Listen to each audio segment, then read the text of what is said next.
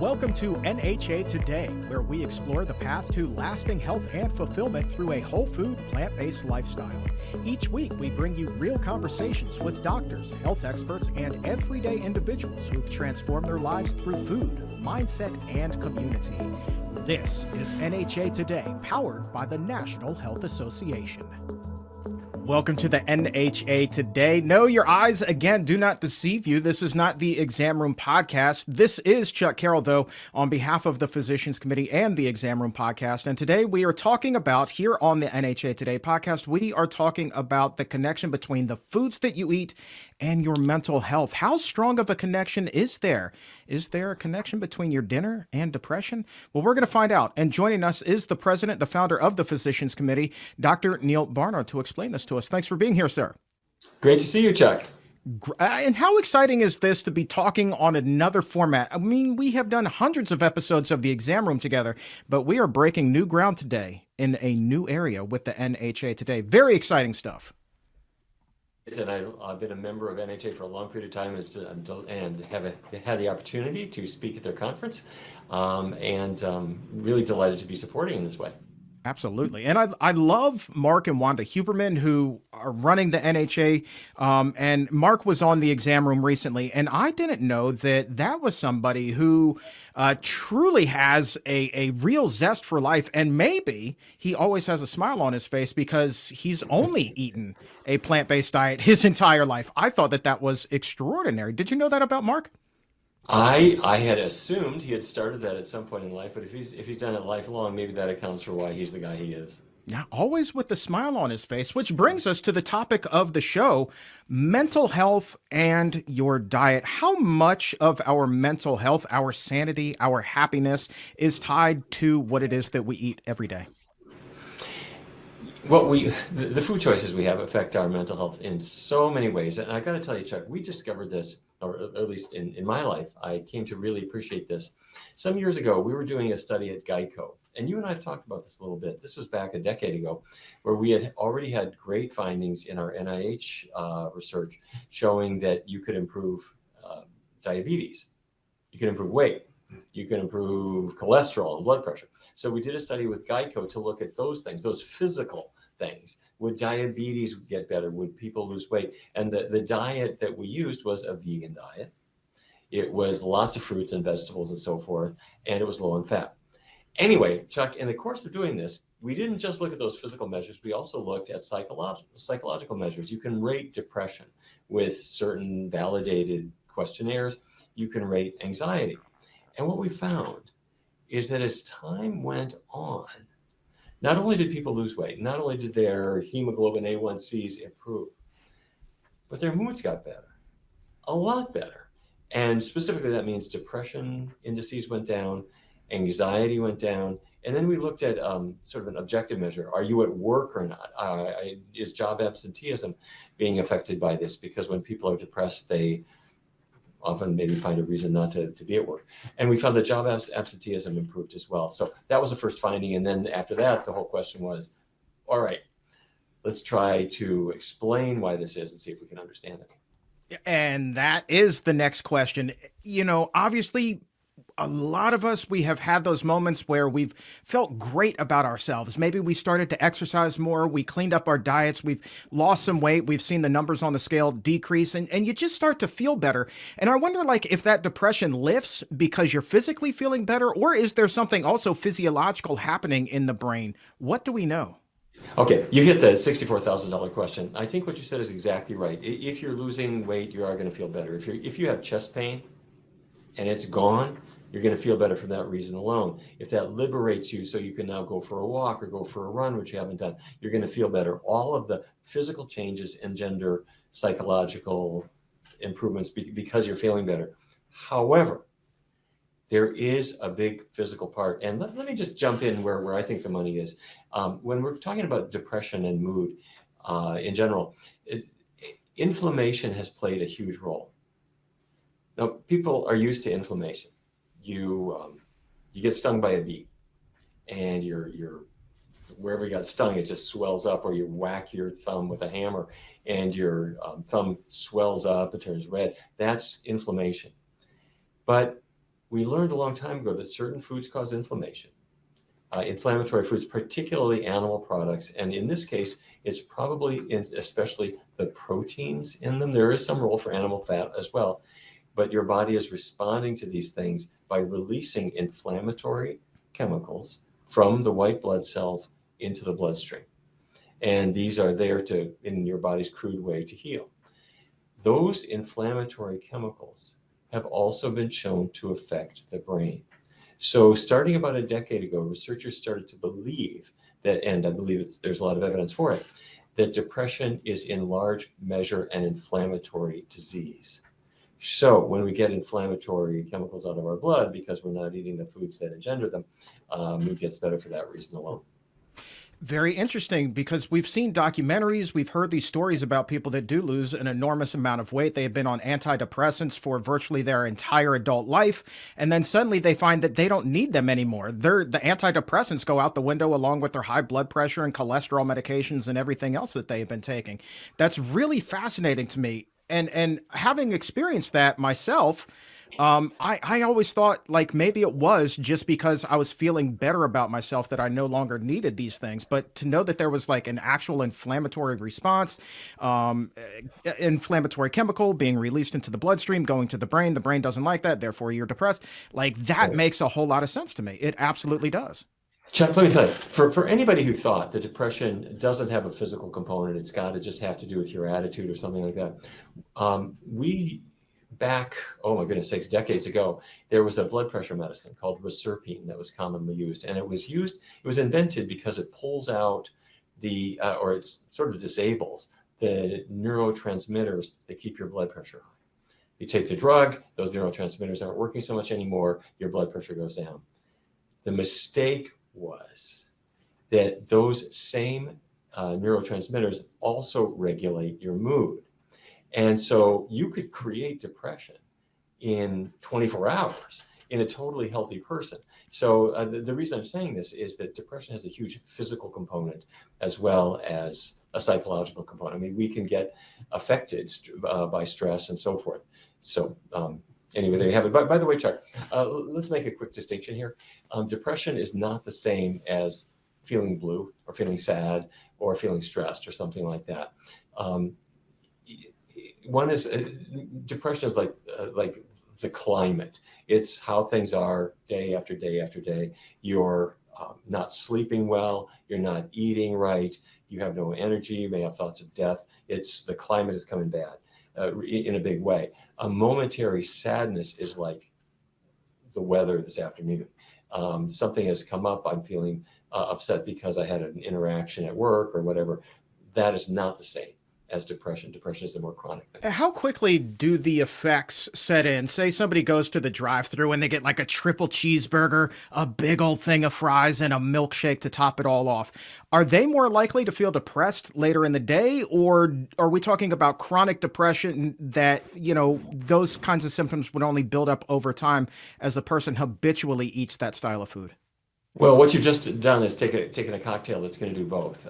First of all, if it's got cheese in it, it contains casomorphins. We've discussed these before. These are the casomorphins are little peptides. That means it's a string of a few amino acids, 4, 5, 6, 7, 8 amino acids in the dairy protein. The dairy protein is called casein. And when you eat a lot of cheese, that's the mother lode of casein. It goes into your digestive tract, it breaks apart, the casomorphins go into your bloodstream. They attach to brain receptors. And the receptors they attach to are the same ones where a narcotic would attach to, like morphine, which is why they're called casomorphins. It's cheese-derived or milk-derived opiates. They're downers, like all opiates, they're downers. And that effect will kick in right away. In addition, cheese, meat, fried things, these are very fatty. The fat affects the viscosity of your blood, the thickness of your blood. So your brain no longer oxygenates well. That's a downer too. This is a big reason why people after a big meal just say, I've got to go lie down, because their brain is not oxygenating very well. These things are all going to hit you within 90 minutes of the meal. The inflammatory issues are more long-standing, and they relate less to an individual meal and more to a meal pattern. that you're following day after day. So, all right, you mentioned cheese being a big thing there, and we use the triple cheeseburger as an example. But what are some other foods that are going to lend themselves to a higher risk of a person suffering from chronic depression?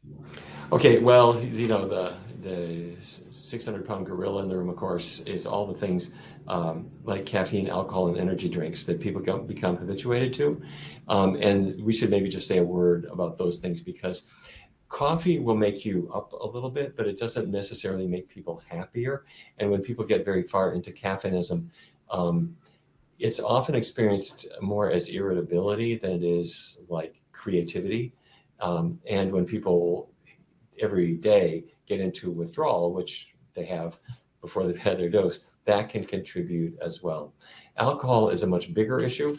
You're not going to die from coffee, but you can die from alcohol when people really overconsume. And what you see is that it has a depressant effect, a down effect that can really be quite severe in certain cases. And even when people aren't overdoing it with it, or maybe I should say, when people aren't having massive amounts of alcohol, even so, alcohol is always on, it puts you on a roller coaster where the mood goes a little bit toward euphoria for a little while.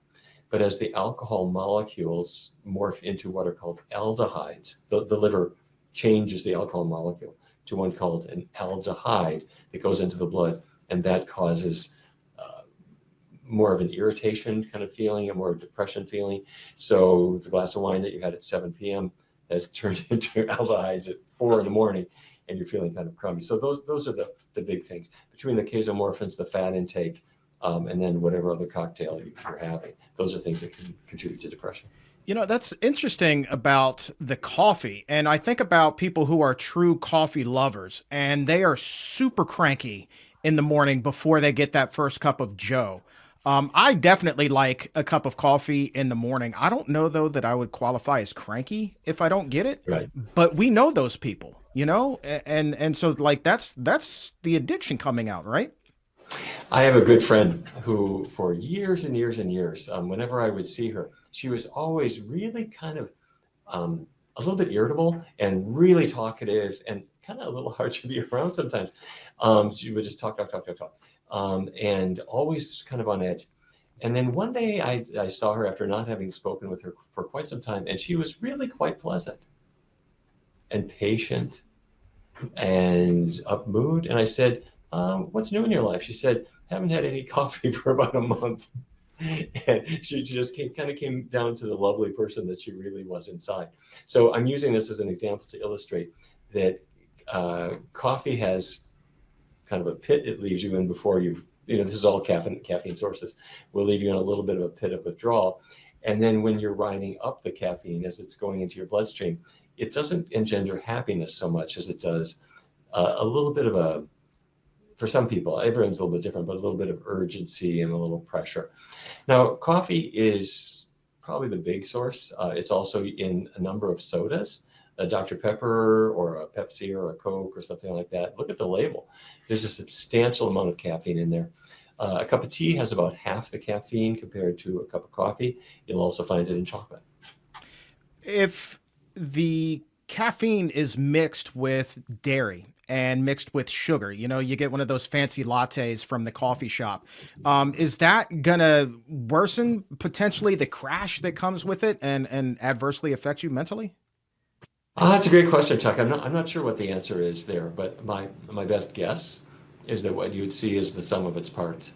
Yeah. So when people have a little sugar, in some cases the sugar triggers. What happens is that sugar will trigger insulin release. Insulin causes your body to make a little bit of serotonin that tends to make people either calmer or sometimes a little bit sleepy. And then that's being counteracted by the caffeine effect. Now, going back to alcohol, I've heard substances like that, and forgive me, I don't know the full medical terms here, but I've heard that when a person habitually uses that or marijuana or any other drug, it's like their brain, for whatever reason, produces less of its own happy chemicals because it kind of gets dependent on these external sources for it. And so it just tells itself, well, I don't need to produce this because it's going to be coming later from whatever the substance may be. Is there any validity to that? Again, I'm sorry, I don't know the true medical No, jargon here.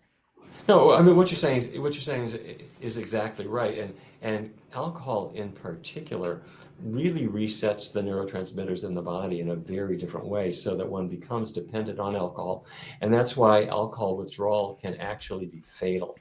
When a person has been drinking a lot and they're coming off of it, you want to have them in a controlled environment so that they can be medically monitored. Is it possible for the brain to regenerate and the person becomes happy even if they were heavily addicted to a substance like that or normalize? Yeah. Yes. I mean, bit by bit. I mean, people are better on day one. I mean, to Sure. tell you the truth, from breaking free, but it does take time, and there is for many people a persistent feeling of having sort of been punished, and feeling really down that does persist for a while. But you can use all the natural things that help people. You can bring in a healthy diet. You can get them exercising again, and all those things are going to help bring them out of it. All right, yeah. Now let's focus on the good. That's enough depression stuff. Let's talk about the good here. So we know that cheese is bad. High fat food, just a crummy diet can make you feel crummy. Now, what are the foods and specific nutrients that we can turn to get that boost and make us mentally our best? There have been some really cool studies on this, and I mentioned our Geico study. But I want to tip my hat to Dean Ornish, whom, frankly, I think Dean is just a genius. He's done such wonderful work, both with heart disease, more recently with Alzheimer's, with prostate cancer. But in the course of a study where he was looking at people who were going through his cardiac rehab program, it was a huge study. It was a couple of thousand people, almost 3,000 people. And the diet that they used was a totally plant-based vegan diet. And they rated everyone's mood. And you can do this with standard paper and pencil tests of looking at your physical symptoms and your emotional symptoms, and then you give them a number. And after 12 weeks, they found that their symptoms of depression were cut in half. And then the question was, well, is that just because you're new to this program? No, they tracked the people for another rest of the year, and they just stayed better. But your question is, are there specific foods? My first answer is that I really think the important thing is a food pattern. What he was doing was getting away from meat, getting away from dairy, getting away from eggs and the animal products entirely, but bringing in high fiber foods, and specifically vegetables, fruits, whole grains, beans. What does that do? Gets away from the casomorphins, gets away from the inflammatory foods, brings in the anti-inflammatory foods, and regulates your gut microbiome all at the same time. Now, if you wanted to pin me down though and say which foods do I think are the most important, I would say it's the most anti-inflammatory foods. So we eat for color, and you look at the beta carotene rich foods, carrots, sweet potatoes, cantaloupes, papayas. They have that kind of yellow orange color. The anthocyanin rich foods like grapes and blueberries and strawberries. And also the lycopene rich foods, which are watermelon, tomato products. These are singled out because they're anti-cancer. The reason they're anti-cancer is in large part because of their anti-inflammatory action. So they're also going to be good mood food. And we mentioned Alzheimer's, depression, anxiety. Are there other mental health conditions like bipolar disorder, schizophrenia, people with autism? Even we did a show recently on the exam room about the link between autism and diet and some of the improvements Catherine Lawrence saw with her family by changing some things around in their kitchen. Are there other mental health conditions documented to see improvements based upon a person's diet? The big one that really made headlines was attention deficit disorder, attention deficit hyperactivity disorder. And there was a pediatrician named Ben Feingold who wrote a book called Why Your Child is Hyperactive. And his assertion was that it was colors, artificial colors and artificial flavors. And studies showed that when these things were removed from the diet, kids seemed to pay attention a little bit better. However, as time went on, it turned out that that was mostly a placebo effect, that the kids were told, okay, we're going to take the bad things out, and now you'll be able to sit still longer. And the kids sort of did because it was maybe a suggestion. So it was sort of dismissed. However, researchers got a little more careful and looked in more detail and found that indeed there were some kids who actually did respond to the diet in a way that was real. And it wasn't really just colors. It wasn't just the blue M&Ms or the green or red colors that were causing these problems. Some other researchers started looking at other foods, particularly dairy products, and others that when you take them out of kids' diets, they sit still longer, they feel better, they can concentrate better. So I think Ben Feingold was onto something. I think he was too limited in suggesting it was just the colors. I think he was right that we needed to look more broadly at kind of the bad foods in general, which are particularly the animal products and the fatty and high sugar foods as well. Do we know what it was specifically about the dairy products that made them, such a instigator for ADHD symptoms? In the studies, this was simply an association that you would take them away and people got better. If we had to speculate as to why, casomorphins would be one of the candidates, but I am going to suggest, as a hypothesis, that it could be not just the casomorphins and not just that fat, because the dairy fat slows you down because it is so viscous. But I'm going to suggest it may also possibly be dairy protein. And the reason I'm offering that as a theory or as a hypothesis is because many, many people have an inflammatory response to dairy protein. You see it with rheumatoid arthritis.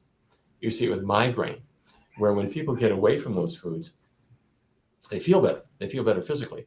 And that means you're not going to have the inflammatory compounds in the blood, and that means they're not going to be shuttling up to the brain anymore. All right, I want to ask you specifically about Alzheimer's in a second, but I want to first go back to stress and stress reduction. It has been hypothesized that people feel stress after eating meat because of the hormones that they're ingesting because the animal died under stress. Is there any sort of credence to that assertion?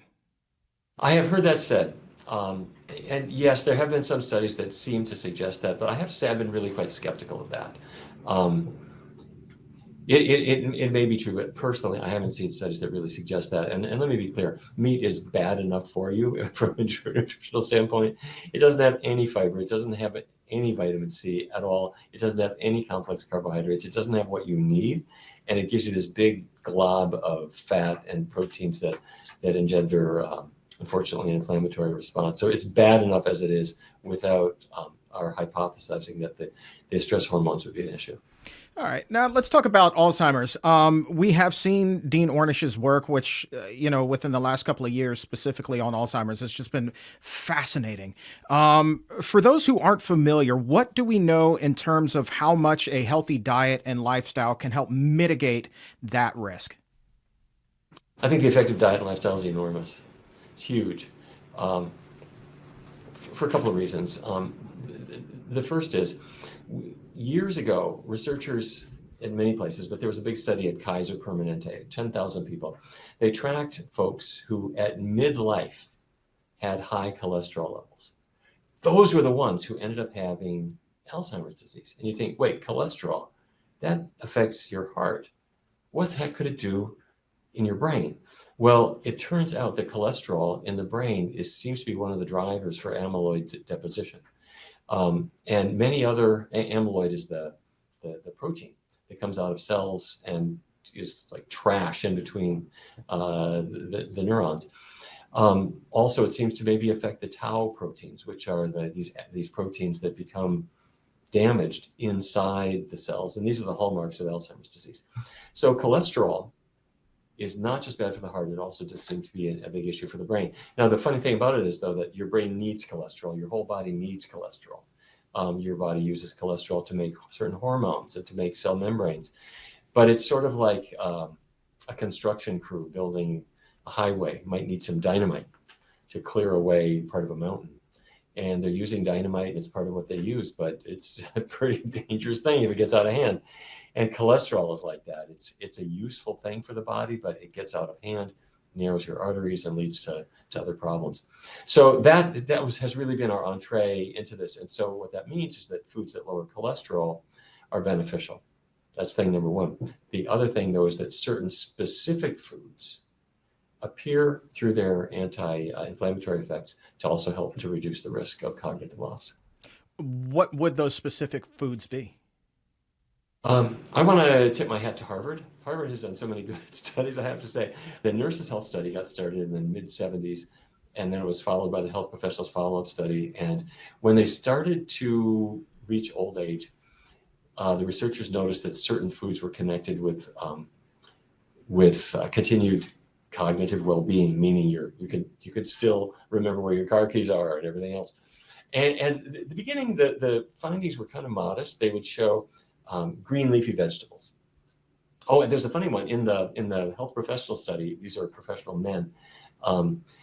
Orange juice. Like, why orange juice? They just noticed that the guys having oranges every day were less likely to have cognitive problems compared to guys who didn't have it. And so one study after another came out. And to put it all together, it is true that green leafy vegetables are beneficial, specifically the cruciferous vegetables like broccoli. These are associated with maintaining your cognitive function as opposed to losing it. And then the antioxidants that we've been talking about earlier, like beta carotene and lycopene and the anthocyanins, they weigh in big too. Really both as part of the prevention, but perhaps even when people are wandering into memory loss, they seem to be beneficial, particularly the anthocyanins. So we now have pretty robust data showing very strong associations between specific fruits, specific vegetables, and reductions in loss of cognitive ability as time goes on. One other thing, just real quick, Chuck, not to blow your mind, but researchers have also found that viruses may be playing a role. And in Alzheimer's disease, specifically the herpes simplex virus. And what we know about this virus is that a lot of people have it, but it doesn't really attack the brain as long as you've got good immunity. You're able to contain it. And certain foods seem to protect our immune defenses and keep the viruses from attacking the brain, and seems to be probably the same kinds of foods. Right. I would antioxidant-rich foods, leafy Right. greens. Get your leafy greens in there. I mean, it's so funny that the things that we're told as kids that we, just pay absolutely no attention to. Make sure that there's something green on your plate. Yeah, absolutely. Make sure that there's more than one thing that's green on your plate.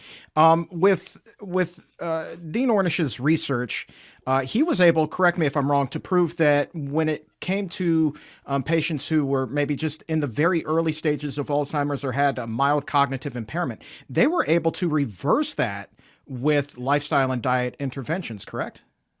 Yeah, it was a terrific study. And what he did is he randomly assigned people to not making the changes or to making the changes. And in the group that did not make any changes, these people started out with some mild cognitive impairment consistent with early Alzheimer's disease. They continued to get worse. 2/3 of them were continuing their downward spiral, and nobody was getting better. But within the intervention program, which was plant-based diet, it was modest exercise. You're not running a marathon, but a half-hour walk, group support, and also he used nutritional supplements and exercise. So all these things worked as a group. But what you saw is that about 70% of them either were stabilized or actually improving. And the actual numbers were about 40% of the people were improving, which you didn't expect that to be anybody. 30% were just stable and not losing any ground, but the other 30% were not doing so well. So the other question is, why would that remaining 30% not do so well? And it really looks like it had to do with just not really doing the program as well as the other people. So if you eat a healthy diet sort of 3 days a week, it's not the same as doing it 7 days a week. Sticking with the exercise thing here, how beneficial is exercise for other mental health conditions other than Alzheimer's, say depression? I remember when I was clinically depressed, the doctor was on me, make sure you go out there and exercise. So how important is that? Your doctor was ahead of his time. It's true. There was a really cool study at Duke University a number of years ago where they did a randomized trial comparing exercise to Zoloft, which is a prescription antidepressant.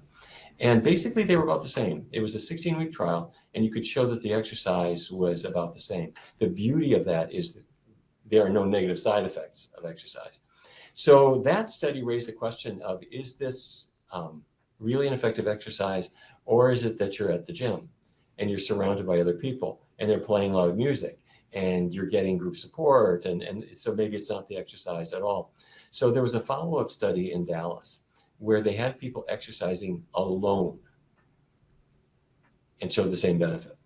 So it worked really well. What they showed, if you rate depression, if people would exercise about 80 minutes per week, they could show about a 30% improvement in depression. But you could go up to maybe 3 hours per week, which you could do a half hour a day and take a day off, something like that. And then they showed a much larger antidepressant effect. And you might also ask the question, should I do one long session 3 days a week? Should I do little bits of exercise every day? That turned out not to matter. It just mattered how much you got in. So bottom line, it's real. Exercise, I think exercise and diet changes together, I think should always be used as a first line treatment against depression. That said, depression is dangerous. It is associated with suicide. You take it seriously and you don't cancel your appointment with your therapist or psychiatrist. Do take it seriously, make sure that people are safe, but do put these lifestyle changes to work, because for many people, it's what is going to not only help them in their acute episode, it's what's going to make them do much better over the longer term as well. So what's going on internally when we exercise? I mean, there's got to be like a short-term endorphin release. We hear about the runner's high, but what long-term is happening to help alleviate those chronic symptoms? First of all, I should say that these studies are done to prove efficacy. They're not there to show us why. Mm. And so I personally, as I look at it, I don't honestly know. But if I were asked to speculate, I would say it's a couple of things. One is that it's kind of what you started the program with a little bit ago, in that people feel physically better. Exercise has certain health benefits. A second thing, kind of unrelated to the chemical changes, is when your muscles are tired, when you hit the pillow, you become comatose. If you look at little kids, a 7-year-old kid, they're running around all day, and when they sleep, they are like unarousable. And it's simply because they've had so much physical exercise that their body demands sleep. And so when you sleep, you wake up more restored than you're going to otherwise. So all these things do kind of work together. But I am inclined to believe that the anti-inflammatory effect is also going to be a big one as well. All right. And I want to end with a question that I think is relevant, and it's going to get a lot of people thinking. And I'm wondering, if you go back and you look at the rates of mental illness, for so many of them, they've been on the increase here for at least a half a century, if not longer. And then you look at the rates of other chronic illnesses, heart disease, diabetes, all of those things, up, up, up, up, up, up, up. And it to me, looking at it through my layman's type of lens, it seems like this coincides with the rise of the standard American diet filled with all kinds of junk food. Can you see a correlation there yourself? Absolutely, Chuck. The tragedy is, or the irony perhaps, is that in the countries with the greatest means, the greatest ability to make these things go away, you actually have the greatest increases in mental health problems. So in the United States, if you look at it, red meat consumption has been dropping since about 1960 or something like that. Red meat is going down a little bit, but it is more than made up for by a rise in chicken consumption. Americans eat 1 million chickens per hour. You add that up, and meat consumption overall has been rising dramatically, paralleled by, or an even greater rise actually, in cheese in particular. Cheese is increasing massively.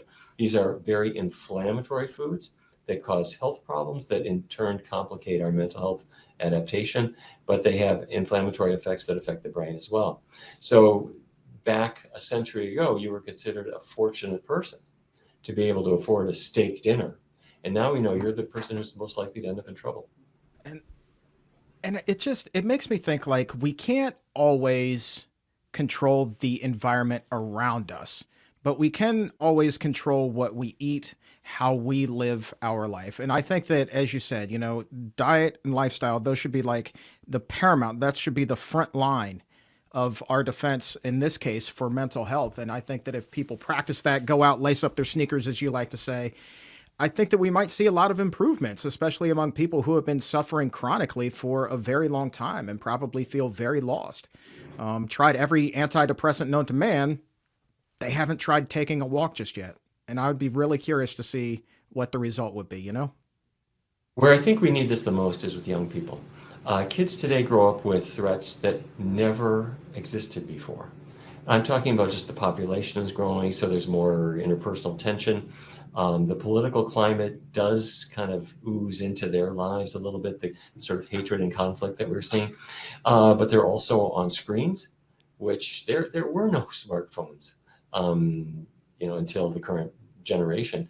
And so kids are affected by these things. There were really not lots of drugs, and there weren't energy drinks and all of these kinds of things that have now become part of our lives. And so kids are in uncharted territory.